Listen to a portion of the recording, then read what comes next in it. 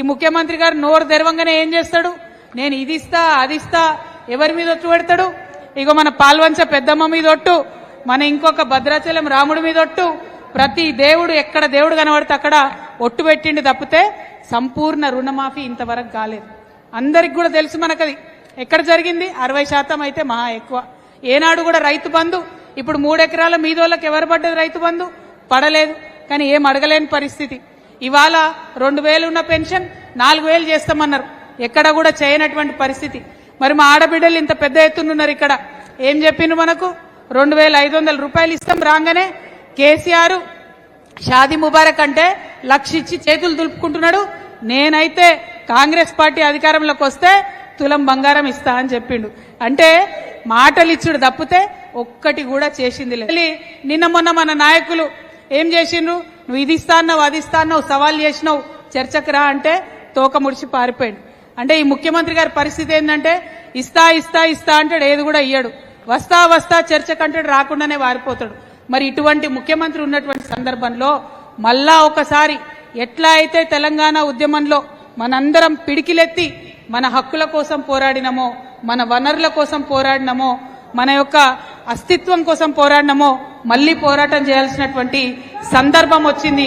అందుకే జాగృతి ఇవాళ కొత్తగూడెంలో మరి కొత్త శక్తిని సంతరించుకుంటుందని నేను మనస్ఫూర్తిగా భావిస్తా ఉన్నాను. మరి ఇవాళ కొత్తగూడెం జిల్లాలో అదేవిధంగా రాష్ట్ర వ్యాప్తంగా ఎందుకు విస్తృతపరుస్తా ఉన్నాం జాగృతిని?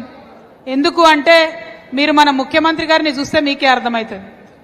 మనం కష్టపడి ప్రాణాలొడ్డి అనేక మంది నిరాహారాలు దీక్ష చేసుకొని అనేక మంది బిడ్డలు చనిపోయి ఇవాళ తెలంగాణ రాష్ట్రం వచ్చింది.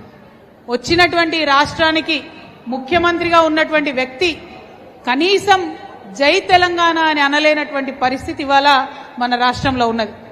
ఎందుకోసం తెచ్చుకున్నాం తెలంగాణ రాష్ట్రం? మన అస్తిత్వం నిలబెట్టుకోవాలని, మన యొక్క అభివృద్ధి జరగాలని చెప్పి, సబ్బండ వర్గాలకు మంచి జరగాలని చెప్పి, మా ఆడబిడ్డలకు అభివృద్ధి కావాలని చెప్పి మరి తెచ్చుకున్నటువంటి తెలంగాణ ఒక గాడిన పడే లోపలనే మరి కాంగ్రెస్ చేతిలోకి పోయింది.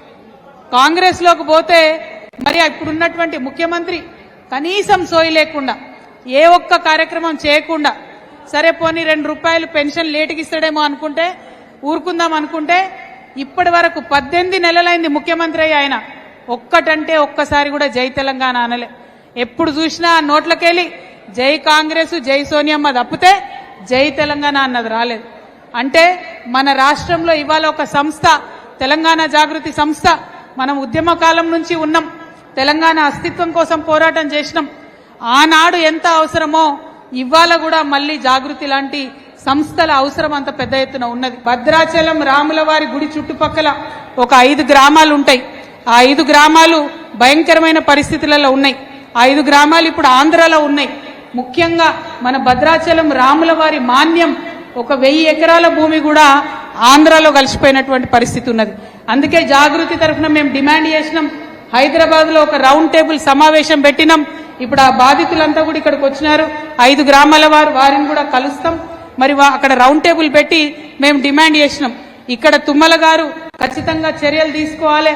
5 గ్రామాలు ఆంధ్రాలో ఉన్నాయి, తెలంగాణలో కలపాలని కేవలం తెలంగాణ జాగృతి మాత్రమే డిమాండ్ చేసింది. మరి ప్రభుత్వం దిగివచ్చి తుమ్మల నాగేశ్వరరావు గారు కూడా లెటర్ రాయడం జరిగింది, 5 గ్రామాలను తెలంగాణలో కలపాలని. మరి ఇంత జరుగుతున్నటువంటి సందర్భంలో కూడా నిన్న భద్రాచలం ఈవో రమాదేవి గారు ఆంధ్ర ప్రాంతంలో భూములను చూడడానికి పోతే ఆమె మీద దాడి చేయడం జరిగింది. మన తెలంగాణ ఆడబిడ్డ, ఒక బీసీ బిడ్డ రమాదేవి మీద మరి ఆంధ్రాలో దాడి జరగడాన్ని నేను చాలా తీవ్రంగా ఖండిస్తా ఉన్నాను. ఇదే వేదిక నుండి, ఇదే కొత్తగూడెం నుండి ఆంధ్రప్రదేశ్ ముఖ్యమంత్రి గారు గౌరవనీయులు చంద్రబాబు నాయుడు గారికి తెలంగాణ జాగృతి ఆధ్వర్యంలో మేము ఒక ఉత్తరం కూడా రాస్తా ఉన్నాము. అయ్యా, మీ దగ్గర ఉన్నటువంటి 5 గ్రామాలు, అందులో మా రాములవారి మాన్యాలు కూడా ఉన్నాయి, వాటిని తక్షణమే తెలంగాణకి ఇవ్వాలని చెప్పి చంద్రబాబు గారిని మేము డిమాండ్ చేస్తూ ఇక్కడ నుండి ఒక ఉత్తరం కూడా చంద్రబాబు నాయుడు గారికి పంపబోతా ఉన్నాం.